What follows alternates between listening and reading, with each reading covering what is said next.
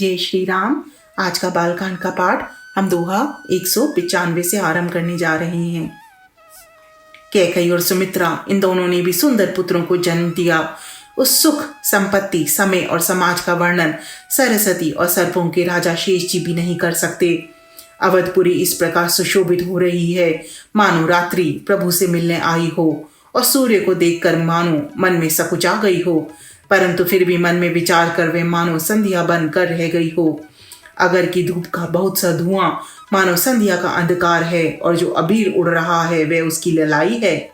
महलों में जो मणियों के समूह हैं वे मानो तारागण हैं। राजमहल का जो कलश है वही मानो श्रेष्ठ चंद्रमा है। राजभवन में जो अति कोमल वाणी से वेद ध्वनि हो रही है वही मानो समय से सनी हुई पक्षियों की चहचहाहट है। यह कौतुक देखकर सूर्य भी अपनी चाल भूल गए। एक महीना उन्होंने जाता हुआ ना जाना, अर्थात उन्होंने एक महीना वहीं बिता दिया।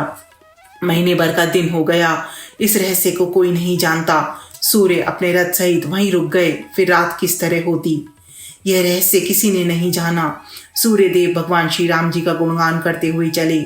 यह महोत्सव देखकर देवता, मुनि और नाग अपने भाग्य की सराहना करते हुए अपने अपने घर चले। हे पार्वती, तुम्हारी बुद्धि श्री राम जी के चरणों में बहुत दृढ़ है, इसीलिए मैं और भी अपनी एक छिपाव की बात कहता हूँ, सुनो। काकभुशुंडी और मैं दोनों वहां साथ साथ थे, परंतु मनुष्य रूप में होने के कारण हमें कोई न जान सका। परम आनंद और प्रेम के सुख में फूले हुए हम दोनों मग्न मन से मस्त हुए गलियों में तन मन की सुधि भूले हुए फिरते थे, परंतु यह शुभ चरित्र वही जान सकता है जिस पर श्री राम जी की कृपा हो। उस अवसर पर जो जिस प्रकार आया और जिसके मन को जो अच्छा लगा, राजा ने उसे वही दिया। हाथी, रथ, घोड़े, सोना, गौएं, हीरे और भांति भांति के वस्त्र राजा ने दिए। राजा ने सबके मन को संतुष्ट किया। इसी से सब लोग जहां तहां आशीर्वाद दे रहे थे कि तुलसीदास के स्वामी सब पुत्र चारों राजकुमार चिरजीवी दीर्घायु हों। इस समय इस प्रकार कुछ दिन बीत गए। दिन और रात जाते हुए जान नहीं पड़ते। तब नामकरण संस्कार का समय जानकर राजा ने ज्ञानी मुनि श्री वशिष्ठ जी को बुला भेजा।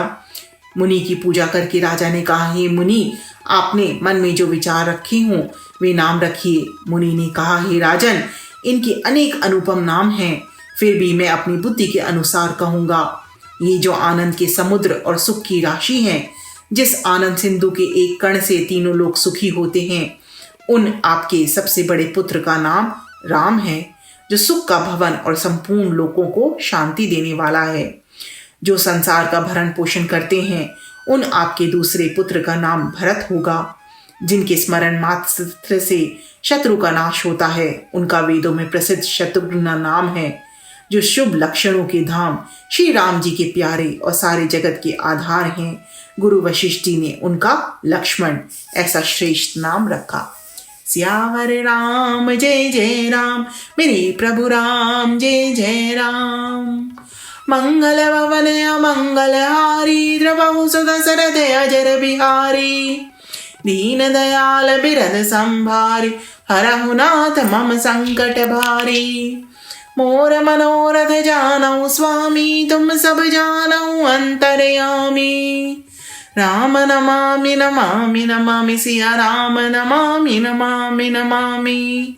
जय श्री राम।